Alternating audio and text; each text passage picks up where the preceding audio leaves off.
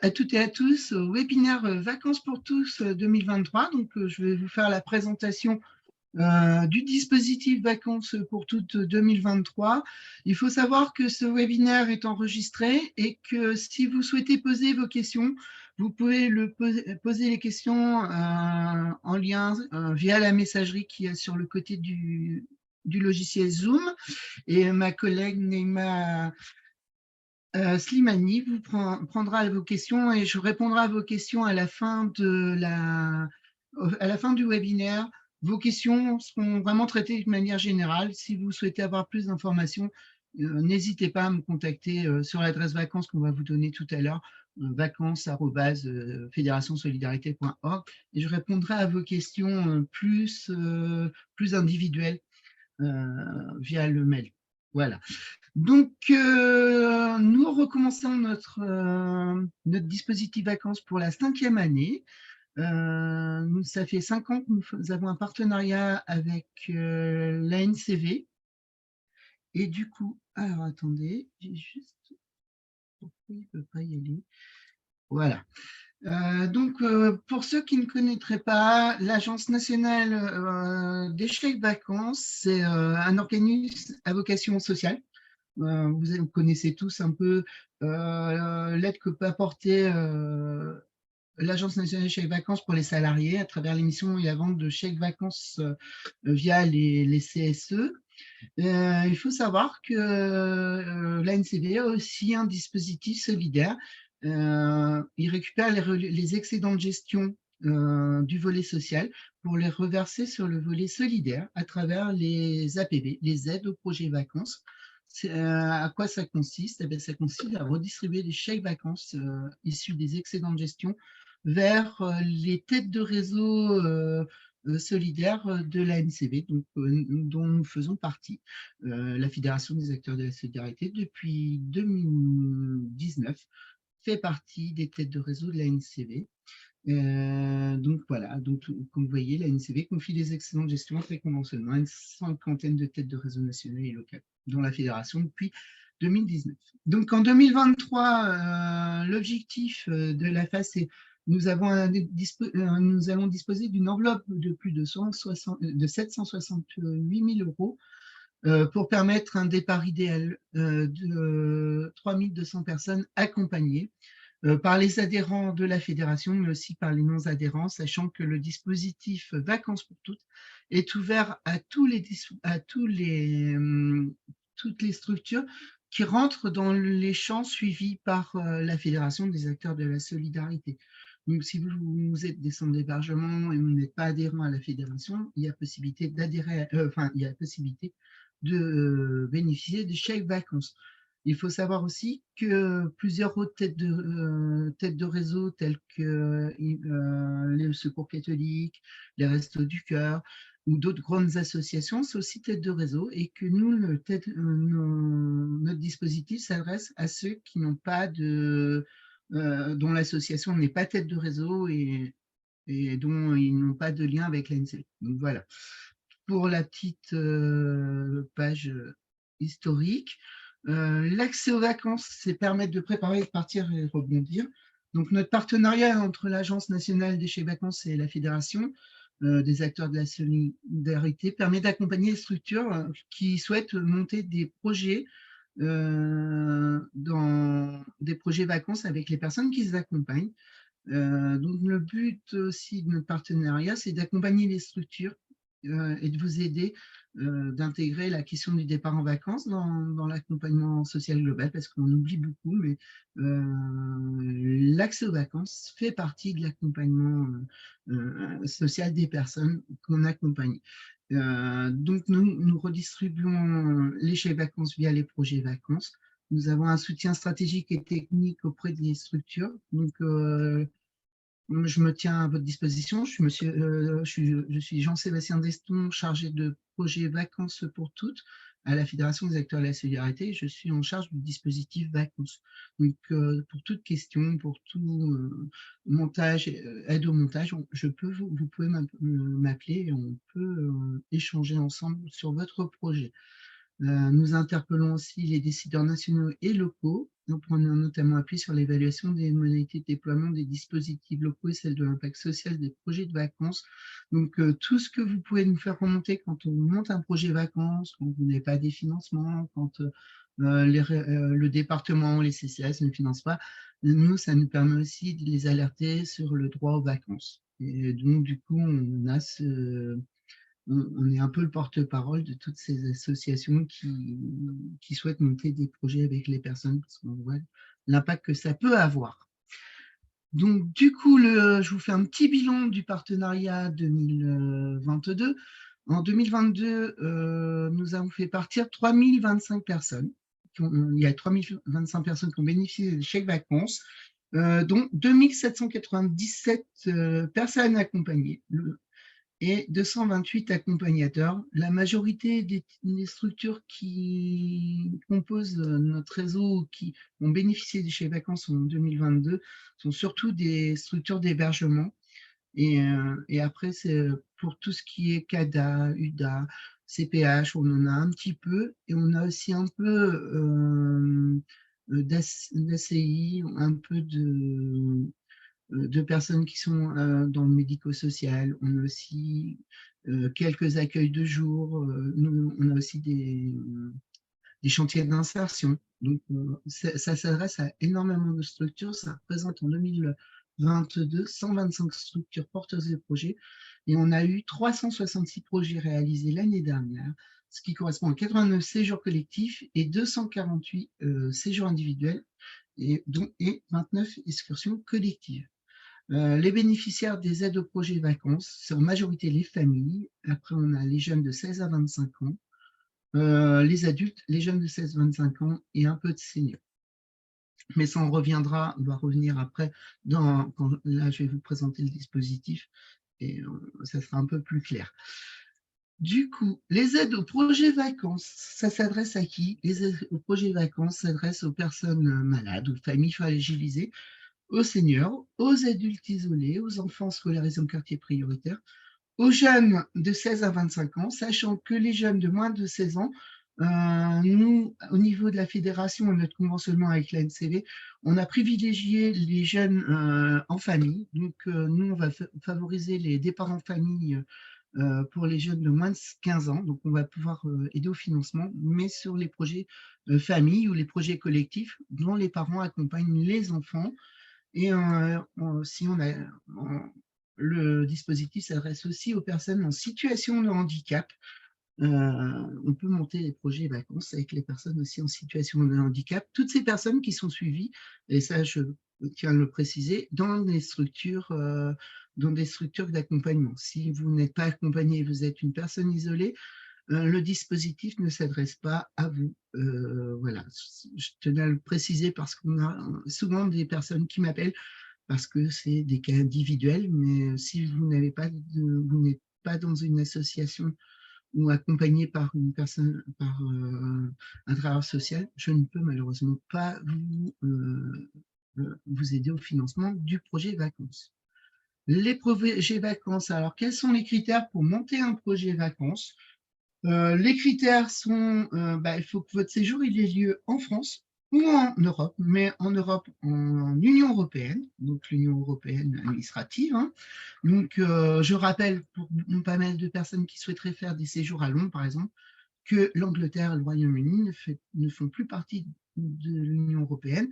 Donc, du coup, nous ne financerons pas les séjours à Londres.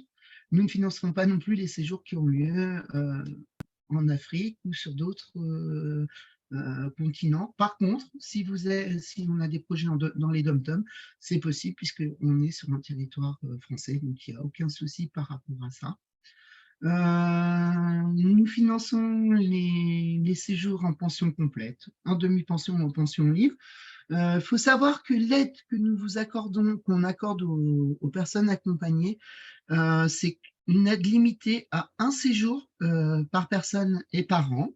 Donc, une personne qui a bénéficié, par exemple, d'une aide au séjour vacances pour un projet individuel, si vous montez un séjour collectif, vous ne pourrez pas demander d'aide financière pour cette personne au niveau du collectif, puisque c'est une aide limitée à un séjour par personne. Donc, c'est pour ça qu'il faut vraiment, quand vous montez les projets vacances, peser le pour et le contre avec les personnes pour voir si elles veulent être sur un séjour individuel ou sur un séjour collectif. Il faut savoir que le séjour individuel ou collectif ne doit pas dépasser 110 € par jour et par personne. Donc, c'est le séjour, parce que les 110 €, c'est les 100 jours, c'est le coût maximum du séjour par jour et par personne. Ce n'est pas l'aide qu'on peut donner au niveau des chèques vacances. Je voudrais être précis parce que j'ai des personnes, quand ils montent des projets, des fois, m'ont dit, mais on a jusqu'à 110 €, on peut demander par jour et par personne pour les aides au projet vacances. Les 110 €, c'est vraiment le coût maximum du séjour. Ça n'est pas l'aide qu'on vous accorde. Il y a juste une exception pour les personnes en situation de handicap qui, par exemple, partent sur un séjour spécialisé. Et ça n'est que pour les séjours spécialisés. Donc, je tiens à préciser, parce qu'on peut avoir pas mal de personnes en situation de handicap qui vont partir sur des séjours classiques. Si ce sont sur des séjours famille au camping, on ne vous financera pas le projet vacances, enfin, vous financera le projet vacances, mais sous la condition des 110 € par jour et par personne, même si la personne est en situation de handicap. Les 100 conditions de coût maximal, c'est vraiment que pour les séjours spécialisés pour les personnes en situation de handicap qui nécessitent un accompagnement, d'avoir un éducateur sur place, de faire des choses avec lui. Sinon, on restera sur un séjour classique de 110 € par jour et par personne. Il faut savoir que pour votre séjour, le montant d'aide ANCV, le maximum de l'aide ANCV, enfin de l'aide qu'on peut vous apporter sur votre séjour, peut aller jusqu'à 80% du coût global pour les personnes accompagnées. Coût global, mais je tiens à ce que vous ayez en tête aussi que la somme que vous demandez en chèque vacances correspond bien au poste de financement dédié au financement par chèque vacances, parce que je vois souvent des projets collectifs ou des projets individuels où on va me mettre 80% de l'aide, on va nous demander 80% sur le budget global, mais sur certains projets, il n'y a qu'une petite partie, par exemple, il n'y a que l'hébergement qui est possible de financer en chèque vacances. Nous, en comité d'engagement, on fait très attention à ça. Et du coup, maintenant, on réduit les aides. Mais je vous demanderai, quand vous montez votre projet, d'être très attentif à ça et que l'aide que vous allez demander en chèque vacances soit vraiment sur les postes qui sont possibles d'être finançables en chèque vacances, puisque les chèques vacances, ce sont des chèques déjà matérialisés qui sont déjà pré-remplis. Ce sont des chèques de 10 à 20 €. Et donc, du coup, on ne peut pas, voilà, on peut pas vous donner des chèques aussi. Quand vous faites votre demande, bien penser à mettre la demande de chèque vacances en dizaines, donc se terminant par 10 par 0 sur votre demande, et pas des 128,80 €, puisque nous, à ce moment-là, on revoit votre projet et on vous donne l'aide inférieure, enfin, on retourne sur la dizaine inférieure. Quand vous déposez votre projet vacances, il faut aussi que vous assuriez bien dans les critères, c'est de monter votre projet. Votre séjour, il est compris entre 1 à 21 nuitées. Donc, il faut être très attentif. Je sais que pour les publics qu'on accompagne, 21 nuitées, c'est déjà beaucoup. Et surtout si on fait des collectifs où là, on est plus sur 2-3 jours. Mais d'être attentif à ça. Des séjours qui sont sur, par exemple, 23 nuitées ou sur un mois, nous ne finançons pas vos projets vacances. Nous finançons les projets vacances compris entre 1 et 21 nuitées. Voilà, donc ça c'est important parce que souvent on se retrouve confronté à des projets où les gens ont dépassé et on ne pourrait pas financer. Donc ce serait un peu dommage.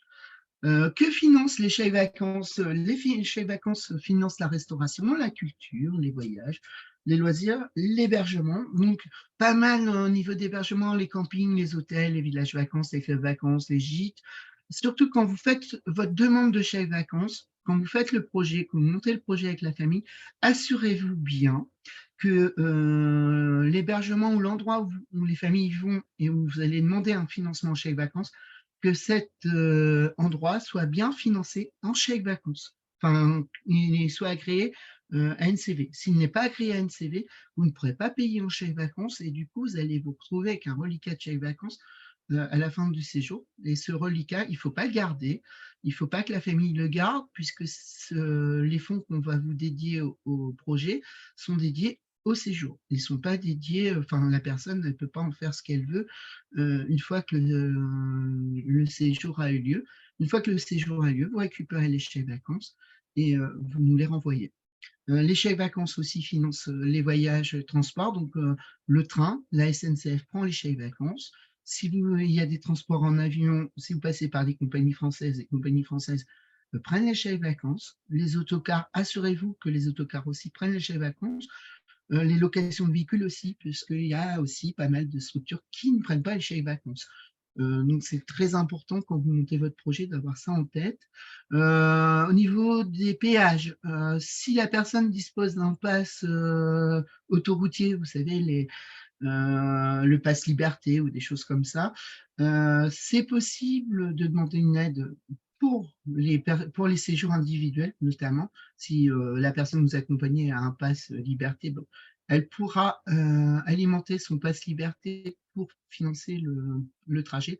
Mais c'est vraiment très exceptionnel parce qu'il faut savoir que les compagnies autoroutières, si vous êtes une association et que vous avez un pass liberté, ne va pas créditer vos chèques vacances sur le pass liberté de l'association.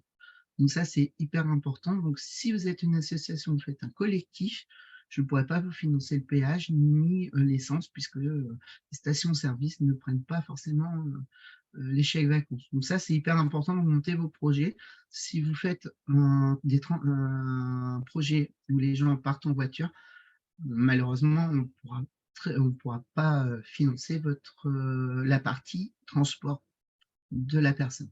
Et aussi au niveau de la restauration, pareil, si vous êtes dans un VVF, bon, la restauration est bien souvent, si vous êtes en pension complète ou en demi-pension, bon, ils prennent les chèques vacances, donc ça, il n'y a aucun souci. Par contre, si c'est en pension libre et que les personnes souhaiteraient faire un restaurant, je vous conseille c'est de faire un repérage avec la famille avant pour utiliser les chèques vacances. Sinon, c'est un peu difficile parce qu'il n'y a pas beaucoup de supérettes qui prennent les chèques vacances. Ce que je vous conseille, c'est souvent d'appeler les structures où les gens vont partir en vacances pour demander. Souvent, ils peuvent renseigner ou vous appelez l'office du tourisme de l'endroit où les gens partent. Ils peuvent renseigner sur où est-ce qu'on peut utiliser des chèques vacances. Ça, on n'y pense pas, mais souvent les offices de tourisme ont un bon moyen de savoir ce qu'il y a autour et du coup, ça peut aussi donner des idées aux personnes que vous accompagnez de sorties ou de loisirs. On aide aussi au financement si les gens veulent faire un zoo, aller au spectacle, au planétarium, un aquarium, sur leur lieu de vacances, il n'y a aucun souci, on peut aider au financement des projets, de la partie culture ou la partie loisirs, hein, puisqu'il y a aussi les bases nautiques, les kartings, les bowling. S'il y a des séjours au ski, il y a aussi la location de ski qui est payable chez les vacances. Donc tout ça permet de financer une partie du séjour des personnes et de leur permettre de faire aussi des activités de culture sur place. Alors maintenant, on va passer à l'éligibilité des projets. Donc, pour toutes les personnes, les projets vacances s'adressent à toutes les personnes remplissant l'un de ces critères économiques. Hein. Il ne faut pas que le quotient familial soit supérieur enfin, il faut que le quotient familial soit inférieur ou égal à 900 euros, s'il dispose d'un revenu fiscal de référence et à faire équivalent, ça fait partie des critères. Et si elle est aussi en situation de surendettement, c'est pas parce qu'on est en situation de surendettement qu'on ne peut pas partir en vacances. Par contre, quand vous montez un projet avec quelqu'un qui a une dette ou qui est en surendettement, il faut travailler avec elle le projet vacances et aussi le remboursement de la dette, parce que c'est pas parce qu'on va partir, on a une aide au projet vacances, on va mettre un peu d'argent sur son projet vacances qu'on ne rembourse pas sa dette. Donc le plus important, c'est que vous voyez avec elle pour que la personne puisse étaler ou faire comment dire, vous faites un planning un peu de comment elle peut rembourser sa dette. Après, c'est une question aussi au niveau des structures, c'est de voir comment vous travaillez avec les personnes. Mais je trouve que c'est un bon moyen aussi de travailler le budget, travailler aussi les projets, parce que le projet vacances, on touche à pas mal de choses et ça permet quand même d'avoir ce côté un peu budgétaire qu'aiment pas forcément les gens ou des choses qu'elles ne vous diraient pas. Quand on fait un projet vacances, souvent elles nous parlent et elles nous disent voilà, ah ben j'ai ça comme revenu, ah ben ça je peux avoir comme revenu et ça vous ne le saviez pas forcément parce que quand on fait un accompagnement, on ne dit pas forcément tout à son travailleur social. Et du coup, voilà, donc ça c'est des petites pistes, hein. Donc du coup, quels seront les pièges justificatifs pour les projets vacances? Alors, si les personnes, parce que vous allez me dire, oui, mais si on n'a pas le COEF familial, machin, si la personne possède une attestation du RSA, une attestation, alors les attestations, c'est les attestations de droit, hein, et c'est des pièces qu'on va vous demander quand vous allez déposer vos projets vacances sur le site de demande d'aide aux projets vacances. Ces attestations, alors il faut fournir soit une attestation de droit RSA, soit une attestation de droit CMU, ou soit une attestation de droit AME. Je sais que pour les personnes qui sont en cours de régularisation, c'est la possibilité aussi de partir en vacances, puisque de toute façon, si elle détient ce document, c'est qu'elle est dans l'éligibilité. Enfin, nous, on pourra l'aider au financement. Il y a aussi, par rapport aux pièces justificatives, l'avis d'imposition sur le revenu. Ça fait partie du... Parce que souvent, les personnes qui arrivent dans les structures, on fait une demande, enfin, on déclare, on fait une déclaration de revenus. Et donc, du coup, s'ils ont un avis d'imposition, ça fait partie des pièces justificatifs, hein. Toutes ces pièces justificatives, il faut nous en fournir qu'une pour le dépôt de la demande de chèque vacances, hein. Vous avez l'attestation aussi de droit QF-CAF ou de la MSA. Pour les personnes, notamment les personnes qui sont en situation de handicap, l'attestation de droit, c'est vous avez souvent l'attestation de droit de la MSA. Les fiches de paie, et ça je tiens à préciser, ne font pas partie des pièces justificatives. On pourrait vous refuser un projet si les pièces justificatives pour le projet ne sont pas conformes, si c'est une fiche de paie. Si c'est souvent aussi, j'ai des personnes qui m'envoient le récépissé ou la carte de séjour d'une personne ou une carte d'identité, ce ne sont pas des justificatifs de ressources. Donc, du coup, vous ne m'envoyez pas ces documents, j'en ai pas besoin. Parce que c'est voilà, nous c'est juste ces documents qui font vraiment foi et qui seront demandés en cas de contrôle de l'ANCV, qui nous seront demandés et on se retournera vers vous si on n'a pas eu les bons documents. Du coup, il y a aussi, si vous n'arrivez pas à avoir toutes ces attestations, je pense notamment aux gens qui sont suivis par les maraudes ou pour les accueils de jour, où c'est des fois plus compliqué d'avoir les justificatifs de ressources, l'attestation sur l'honneur du travailleur social ou du chef d'établissement, ou du bénévole ou du salarié de l'établissement sont possibles pour les personnes dont vous n'avez vraiment aucun document. Mais sur l'attestation sur l'honneur, il faut vraiment bien mettre que cette personne, elle est accompagnée dans votre structure et depuis combien de temps, et voilà, et qu'au moment du projet, elle est vraiment accompagnée. Si on n'a pas ça, on pourrait vous refuser l'aide pour ces personnes. Donc ça, voilà, c'est hyper important de bien le noter et de bien fournir tous les justificatifs de paiement, de ressources. Je n'ai pas parlé tout à l'heure de la lettre de cofinancement. Voilà, quand vous faites le dépôt de la demande, il me faut aussi une lettre de demande de cofinancement. Donc, il faut que vous fassiez une demande de cofinancement auprès soit de votre CCAS, soit du département, soit ça peut être aussi auprès d'associations locales ou d'organismes qui aident au projet vacances. Cette demande cette lettre de cofinancement, elle est obligatoire. lors de demande de projet, vous allez avoir la case où on vous demande cette lettre de cofinancement, elle est obligatoire. Vous allez me dire, oui, mais on n'a pas forcément l'aide. C'est pas grave, vous déposez quand même votre projet, mais avec la lettre de demande de cofinancement. Et quand vous n'avez pas eu le financement, ce que je vous conseille quand vous montez le projet, c'est de voir sur la capacité que vous avez à financer votre projet et l'aide que vous demandez en chèque vacances, l'aide que vous demandez par exemple au CCAS. Faut voir aussi, même pour l'aide aussi sur les projets individuels, que la personne ou que votre association soit en mesure de suppléer ce manque de financement. Et ça, c'est hyper important de le tenir parce qu'il ne faut pas non plus mettre en danger le séjour d'une personne parce qu'on aura surestimé le projet, on aura dit, bon, on va compter sur une aide du conseil départemental de temps ou d'un autre organisme, hein, et vous n'avez pas le financement, ça serait dommage que la personne ne puisse pas partir.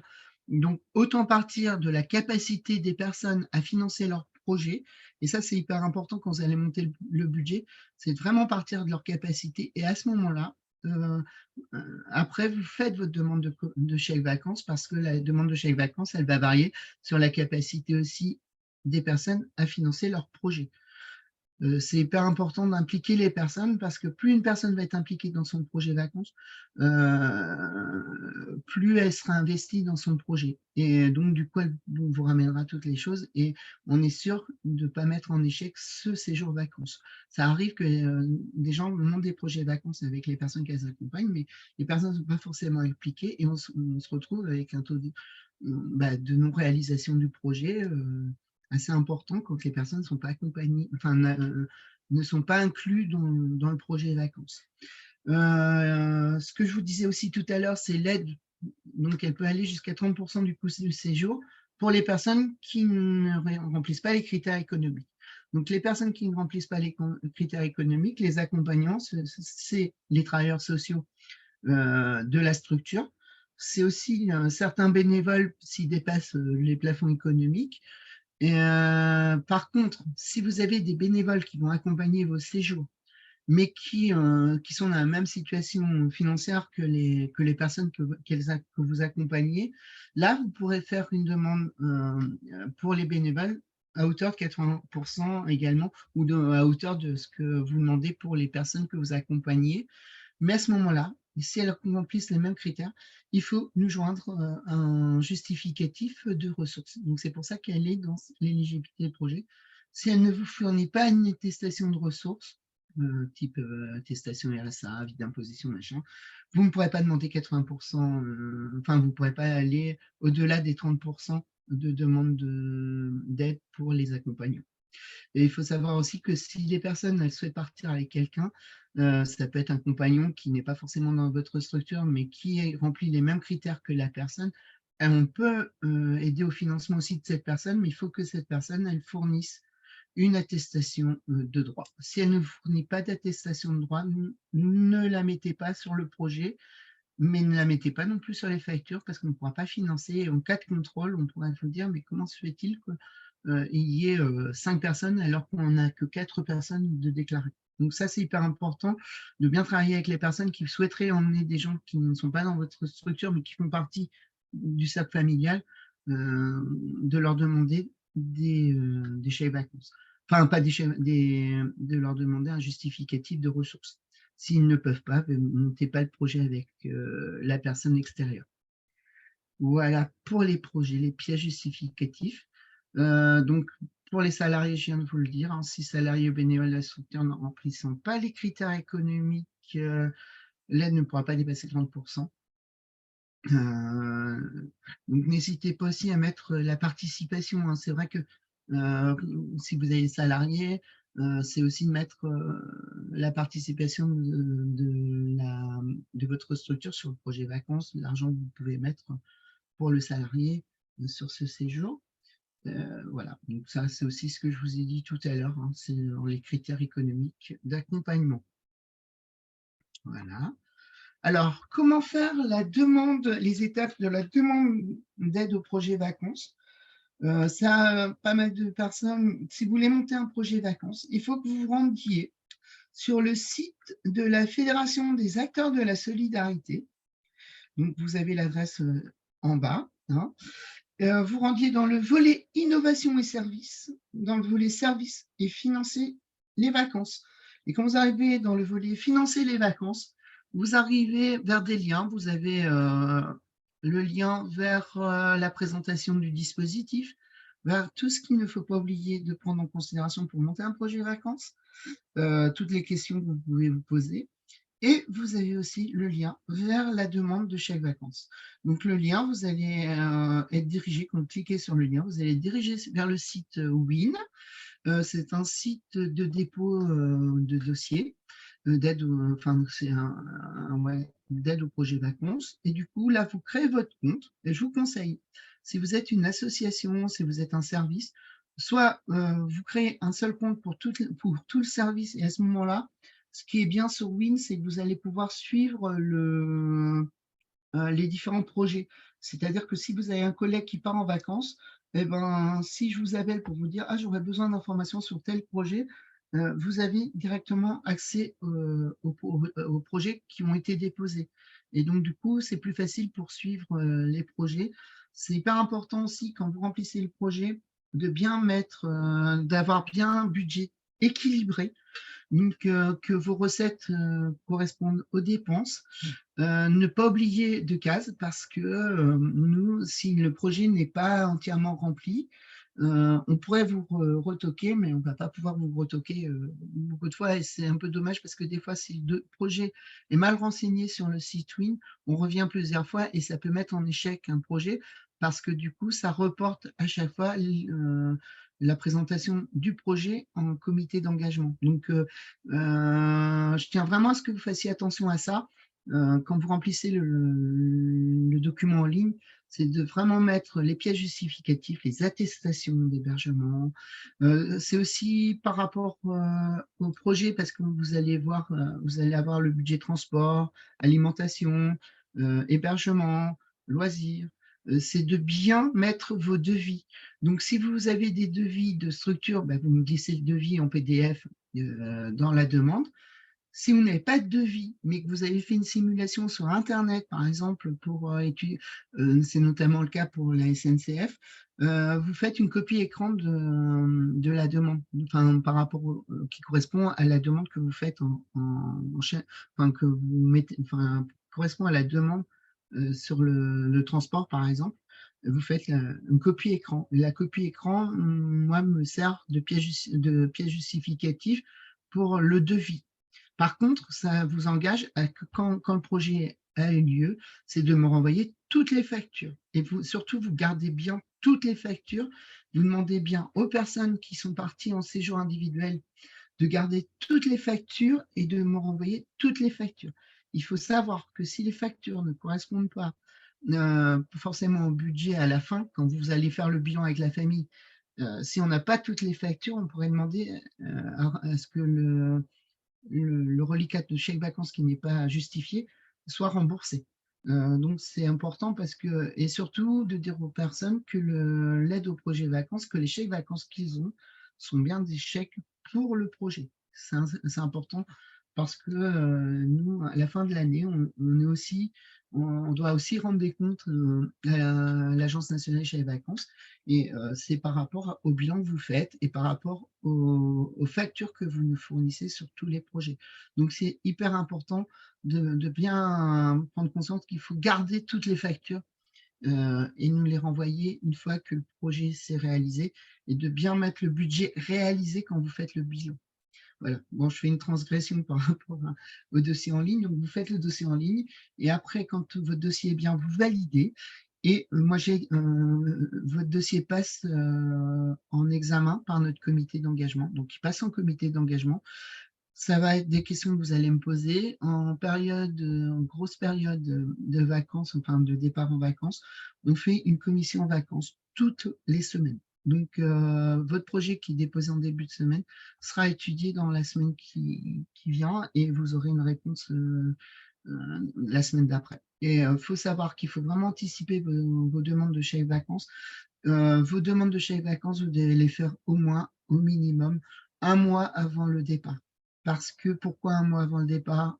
Parce que, et c'est le minimum, parce que le temps que ça passe en commission et qu'on commande les chèques vacances sur le site de l'ANCV et que les chèques vacances vous soient livrés, il faut compter bien 3 semaines. Donc, c'est pour ça que c'est hyper important pour ne pas mettre en échec vos projets. C'est que dès que vous avez un projet, de commencer à le remplir sur le site de la fédération, enfin sur le site WIN, de faire votre demande de chèque vacances pour ne pas mettre en échec aussi votre projet, parce que ça peut arriver que des gens n'anticipent pas la demande de chèque vacances et se retrouvent avec un projet qu'on ne pourra pas financer parce que le projet il a été déposé 3 semaines avant le départ. Ça, c'est pas possible parce que matériellement, on ne pourra pas vous donner les chèques vacances avant le départ. Donc, c'est hyper important. C'est pour ça. Une fois que vous avez le comité d'engagement a dit oui sur votre projet, on vous envoie le montant de chèque octroyé. Si vous avez bien monté votre projet, que ça correspond bien aux critères, vous avez bien souvent la somme que vous avez demandée. Donc voilà, donc une fois que vous avez les chèques vacances, vous si c'est un séjour individuel, voyez comment vous faites avec les personnes bénéficiaires. Mais ce que je vous conseille, c'est surtout de noter les numéros de chèques vacances que vous donnez aux personnes, parce qu'en cas de perte ou de vol des chèques vacances, ça permet quand même au moment du dépôt de plainte, parce que si les gens perdent leurs chèques vacances, il faut faire absolument un dépôt de plainte, et ça permet d'avoir les chèques vacances et de pouvoir tracer les chèques vacances. Et parce qu'après, nous, on envoie la plainte à la NCV qui va faire ses propres recherches.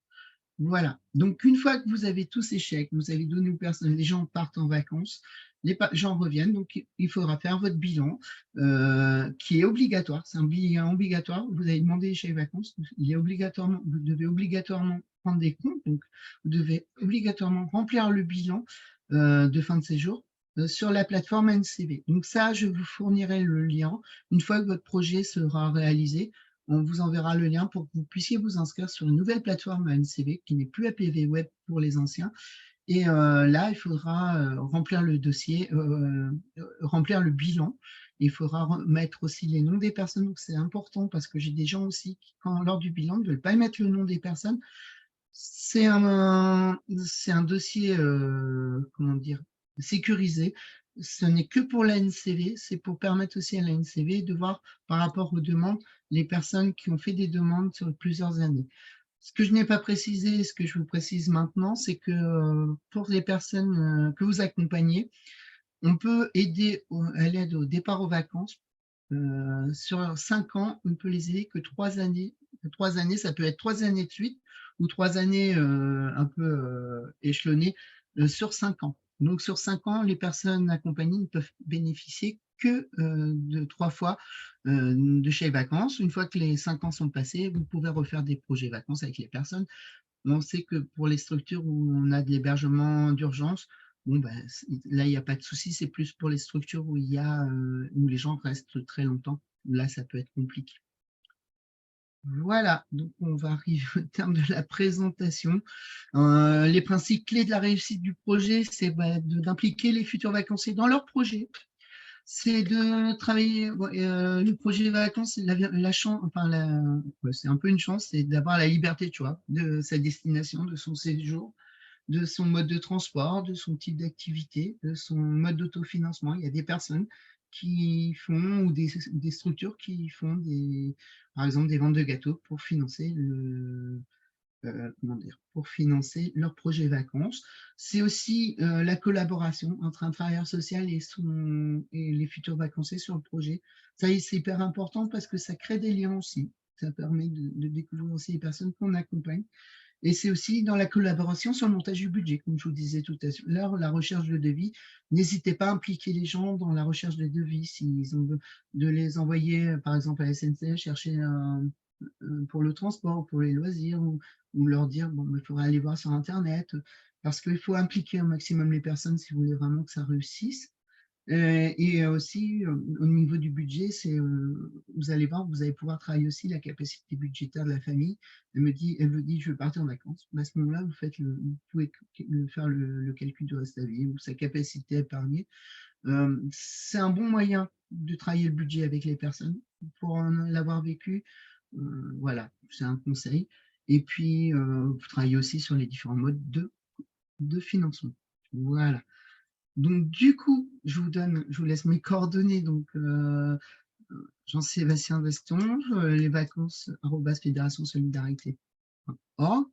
Et je vais arrêter mon partage d'écran pour répondre à vos questions. Je pense que je dois avoir quelques questions.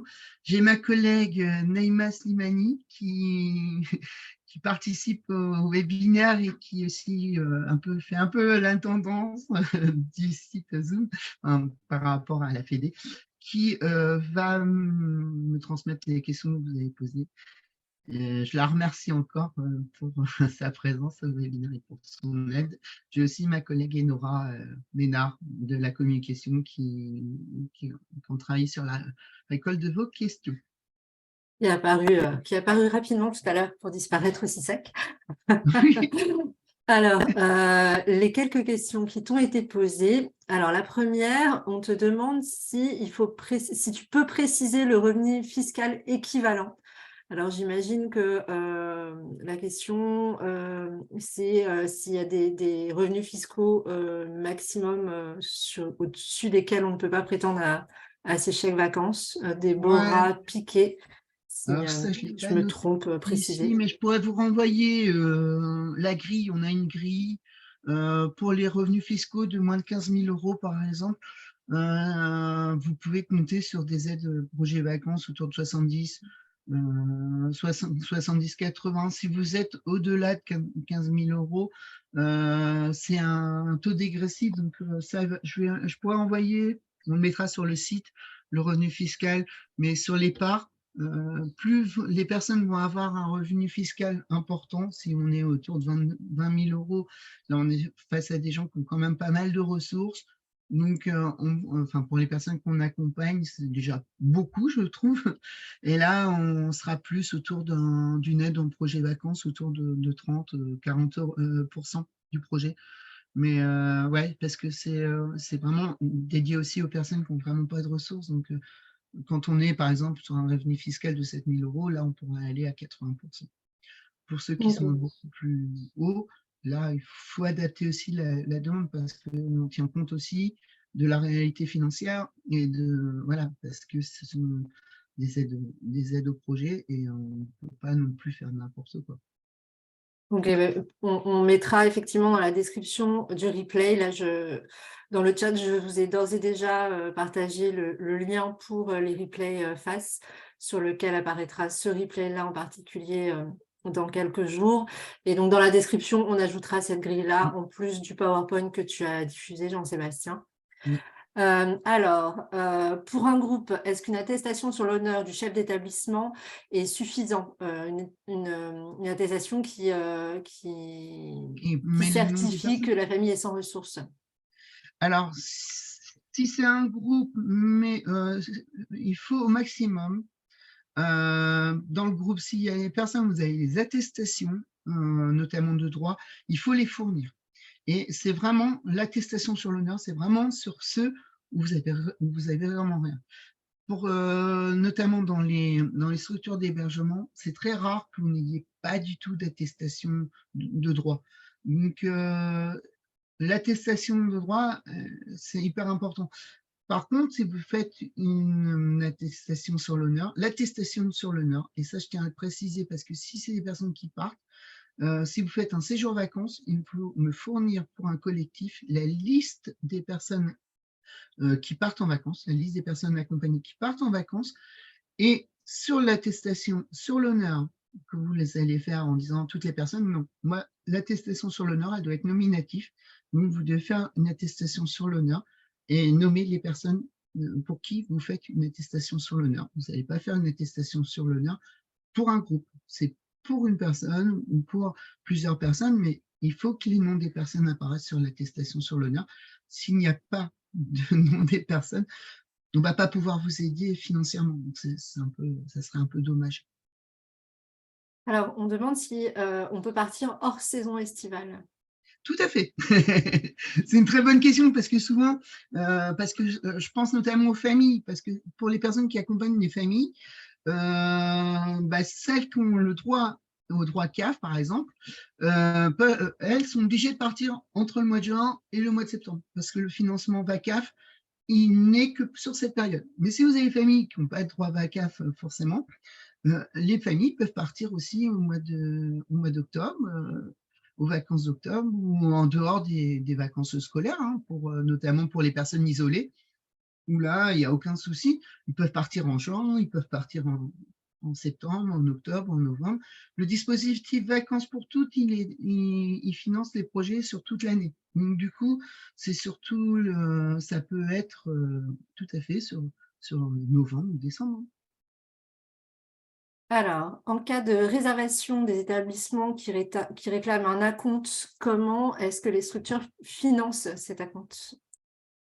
Est-ce qu'on les aide d'une manière ou d'une autre, j'imagine? Ben oui, parce que des fois, enfin, pour pas mal de structures, moi, ce que je vous conseille, si vous faites un séjour de structure, vous êtes pas mal, soit voir avec la structure d'hébergement où vous partez, la possibilité d'attendre par rapport à la compte pour pouvoir financer, puisque vous avez fait une demande de chèque vacances, mais être honnête avec eux et leur dire, écoutez, on va avoir un financement chèque vacances, est-ce que c'est possible pour vous d'attendre telle période? Mais nous, on se porte garant du séjour, enfin, que le séjour va bien avoir lieu. Donc, il y a ça, ou sinon, il y a de voir avec eux si votre structure peut engager, par exemple, parce que souvent on demande aussi l'empreinte bancaire, voir si c'est possible de mettre l'empreinte bancaire et à ce moment-là, de ne pas encaisser et d'enlever l'empreinte, enfin, le fait de l'empreinte bancaire sur le séjour,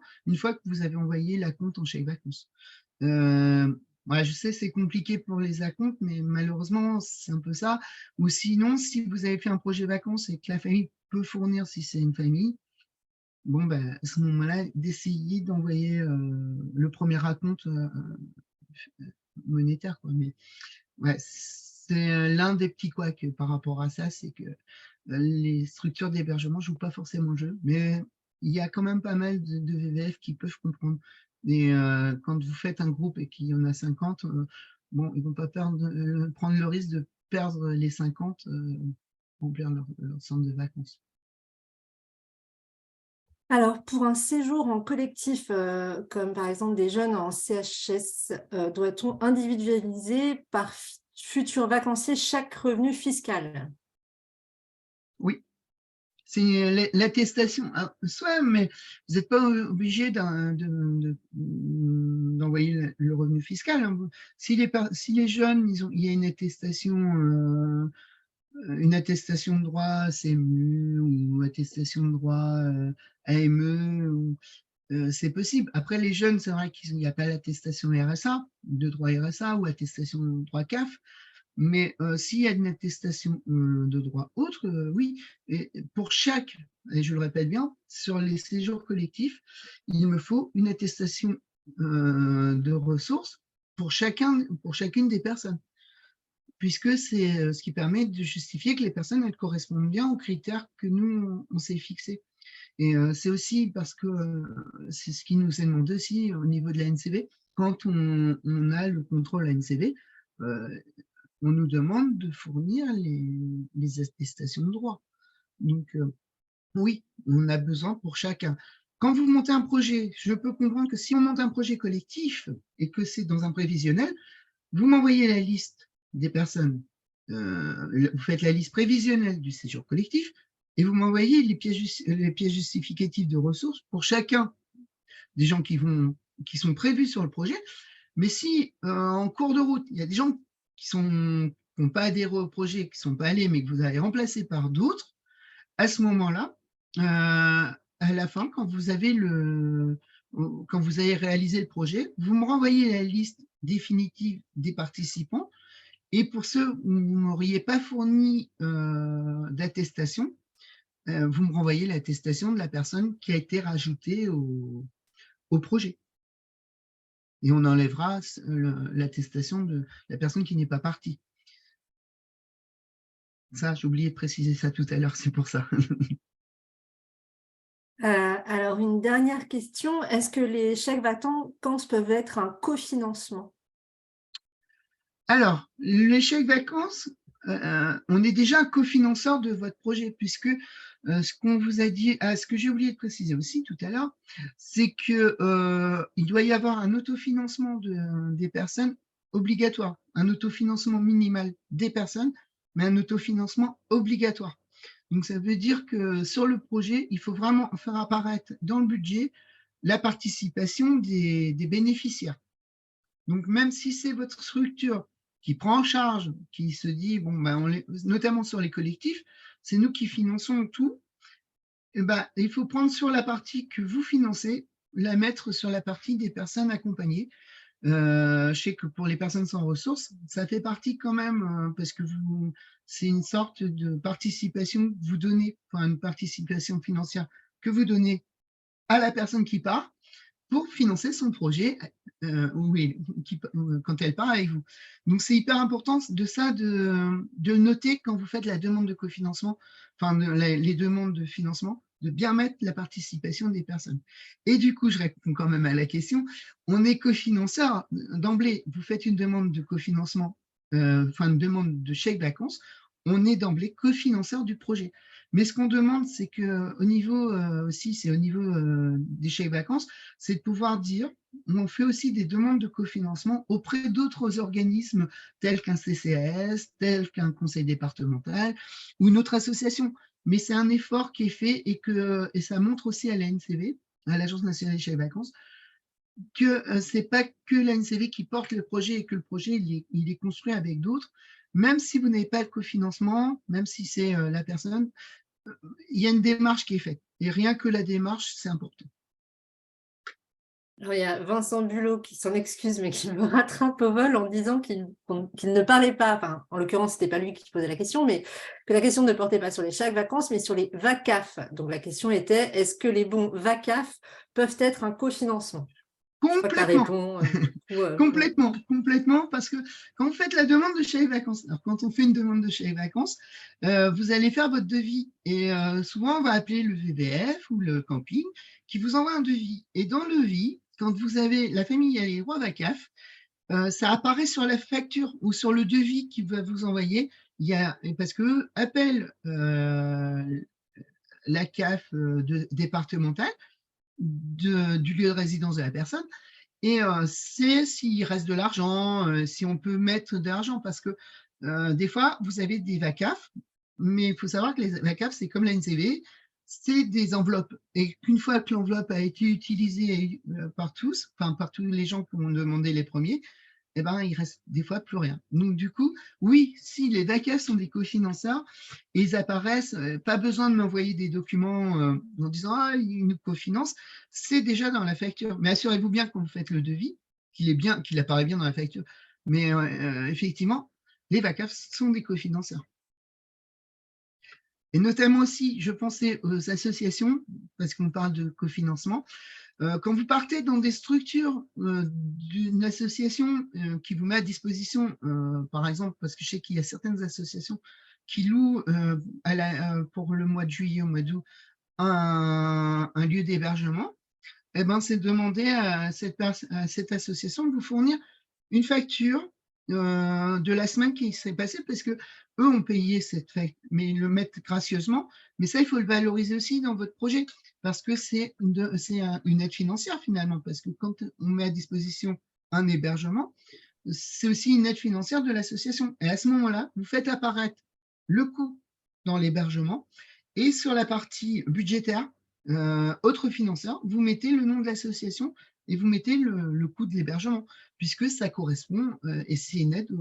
Et ça, les gens ne le pensent pas, mais il faut le valoriser parce que c'est aussi un effort financier. Et c'est hyper important de valoriser aussi toutes ces initiatives parce qu'on n'a pas forcément l'occasion d'y penser. Donc, c'est pour ça. Bon, j'ai rectifié Vincent, Déborah, je vous prie de m'excuser. Une autre question, est-ce que les séjours peuvent se passer à l'étranger? Alors, j'ai répondu tout à l'heure, étrangers, si ce sont des séjours en Union européenne, par exemple, les gens veulent partir au Portugal, en Espagne, pas de souci, on peut aider au financement. Sauf que dans ces pays, on n'accepte pas les chèques vacances. Donc, si les gens partent, par exemple, par le biais d'une agence de voyage française, et que l'agence de voyage française accepte les chèques vacances, à ce moment-là, on peut financer. Si les gens vont dans un hôtel en Espagne, par exemple, mais en Espagne, s'ils ne passent pas par une agence, on ne pourra pas financer, mais on pourra financer s'ils partent en train ou en avion, s'ils partent en avion avec une agence française, enfin avec une société française, on pourra financer une partie du trajet en chèque vacances. Mais pour l'étranger, ouais, c'est quand même assez compliqué si on ne passe pas par des agences françaises, parce que les chèques vacances ne sont pas acceptés à l'étranger, tout simplement.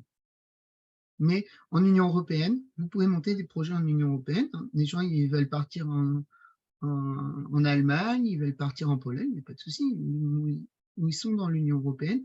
Union européenne, mais celle qui est administrative, hein, parce que si quelqu'un, comme tout à l'heure je vous disais, quelqu'un veut partir en Angleterre, ça ne sera pas possible. Eh bien, Jean-Sébastien, j'ai l'impression qu'on a fait à peu près le tour. Hop.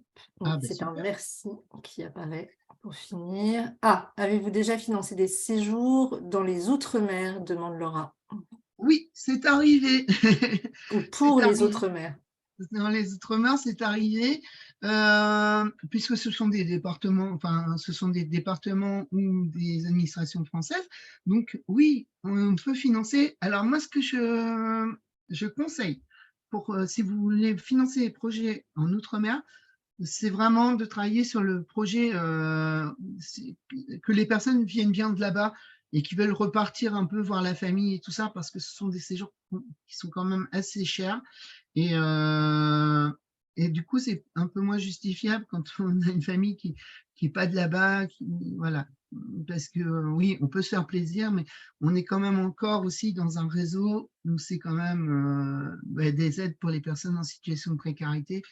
Et oui, pour les gens qui ont de la famille, je sais pas moi, à La Réunion, ou des familles à la Guadeloupe, en Martinique, oui, on pourra aider au financement des chèques vacances. Et notamment aussi, je pense aussi à nos amis de La Réunion, où on a la fédération, et on a la fédération d'Occitanie, peuvent aussi faire des projets vacances pour, pour les gens qui les accompagnent, mais aussi les personnes qui sont à la Martinique ou en Guadeloupe, les associations à la Martinique et à la Guadeloupe, mais qui rentreraient dans le champ de la FAS. La face OI, Océan Indien. Eh bien, écoute, oui, c'est ça, face OI, Océan Indien. Pardon. Oui, parce que tu as dit Occitanie, on a bugué, Laura et moi. Oui, non, mais c'est pour ça. Mais oui, oui, tout à fait. Donc, vous pouvez, mais je vous conseille, c'est quand même de privilégier le rapprochement familial. C'est pour aller voir la famille, parce que souvent, les gens qui sont suivis en structure n'ont pas vu leur famille depuis, pour certains, 10, 15 ans, et ça peut être aussi un bon moyen, parce que le dispositif, il est là aussi pour ça. C'est le côté un peu, enfin, c'est le côté un peu aussi de se retrouver, de passer du bon temps, parce que le dispositif vacances, c'est aussi se consacrer des bouffées d'oxygène et pouvoir partir et se faire du bien. Enfin, on a tous besoin de se libérer un peu la tête, surtout quand on a pas mal de tracas administratifs, qu'on est dans son, comment dire, quand on est dans les accompagnements, tout ça. Du coup. Eh bien, écoute, j'ai l'impression qu'on a répondu à toutes les questions qui nous ont été posées. Si vous en avez d'autres, on est encore là. Je vous ai mis dans le chat le lien vers la page vacances de notre site internet. Je vous ai également mis le lien vers nos replays. Donc évidemment, ce replay-là n'y est pas encore, mais il ne serait tardé, il y sera dans quelques jours. Et nous ajouterons donc en descriptif et le PowerPoint que Jean-Sébastien a brillamment composé et présenté aujourd'hui, ainsi que la grille des revenus fiscaux et des équivalences en prise en charge. Si on voit d'autres éléments qui seraient intéressants à partager autour de ça, on les ajoutera également à cet endroit-là, dans la description. du replay sur notre page replay webinaire. Voilà. Et j'ai oublié de parler tout à l'heure parce que j'ai mes collègues de la communication, et je les remercie, Svetomir et Nora, qui ont travaillé aussi sur le concours photo, mais ça je vous enverrai quand on va le mettre en ligne, je vous enverrai les liens. C'est pour toutes les personnes qui sont parties en vacances, qui sont parties via le dispositif Vacances pour toutes 2023. Il y a un concours photo qui va être mis en place pour justement valoriser aussi tous ces projets. Et il y a des lots, il y a un gain de 300 € par catégorie. Et donc, du coup, c'est intéressant parce que ça peut être un plus pour votre association. Si c'est un projet collectif, vous avez pris des photos collectives de 300 €, ben, ça peut être vous n'avez pas besoin de justifier. L'année prochaine, vous refaites un projet vacances, ben, vous pourrez déjà utiliser les 300 € que vous avez eu en gain. Et donc, ça viendra s'ajouter à votre demande. Mais on n'imputera pas les 300 € sur votre demande de chèque vacances, puisque c'est un gain. Et pour les personnes que vous accompagnez qui veulent participer, ben, ça leur permet aussi de pouvoir faire des choses avec les chèques vacances. Ils pourront aller au McDo, ils pourront aller au musée, ils pourront aller en centre, ils pourront aller dans les parcs d'attractions, des choses comme ça. Donc, voilà. On a une toute dernière question de Déborah qui demande « Comment pouvons-nous devenir une tête de réseau ?» Alors, très bonne question. Alors, vous pouvez devenir tête de réseau. Nous, pour l'instant, la fédération, on est tête de réseau des chèques vacances et on travaille avec les porteurs de projets. Donc, toutes les personnes qui sont ici présentes sur le webinaire et qui nous suivent, ou les personnes qui font des projets vacances, sont des porteurs de projets. Pour être tête de réseau, il faut passer un conventionnement avec l'ANCV et voir avec eux les critères. Il faut monter des critères en fonction de votre association, en fonction de plein de choses. Faut savoir que bon, plus on est une grosse association, ça demande beaucoup d'engagement, beaucoup de suivi. Après, à vous de voir, je ne sais pas de quelle association vous êtes, mais peut-être vous êtes peut-être déjà tête de réseau. Parce que je sais que des fois, il y a des personnes d'associations type Aurore qui ont leur propre dispositif vacances, ou Emmaüs qui ont leur propre dispositif vacances, qui peuvent aussi nous demander. Mais à ce moment-là, il faut vraiment passer par votre tête de réseau, parce que s'il n'y a plus possibilité de financer les projets par votre tête de réseau, à ce moment-là, on peut passer par la Fédé. Mais voilà. Mais ça, c'est plus des affaires internes avec la NCV, c'est plus à vous de voir avec la NCV. Voilà. Je vais pas. Ouais, c'est un gros investissement et en temps et en travail que d'être tête de réseau sur ce dispositif pour en témoigner de ce que je vois du travail de Jean-Sébastien. Merci. Oui, c'est vrai que ça prend beaucoup de temps. Donc voilà, c'est quelque chose qu'il faut être réfléchi. Donc, je ne sais pas si il y a encore. A priori, c'était la dernière question. Merci à tous. Si on a laissé encore un petit instant, oui. Déborah remercie. Laura avait remercié, Vincent avait remercié. C'est à notre tour, Marie avait remercié. C'est à notre tour de vous remercier. Voilà. Et puis surtout, n'hésitez pas, si vous avez le moins de questions, l'adresse vacances@fédérationsolidarité.org et on vous répond. Il y en a qui ont mon numéro de téléphone. Si ça ne répond pas sur le téléphone, c'est normal. Des fois, on est dans le traitement de dossier. Il vaut mieux m'envoyer un mail, comme ça, vous êtes sûr que vous aurez une réponse au mail que vous envoyez.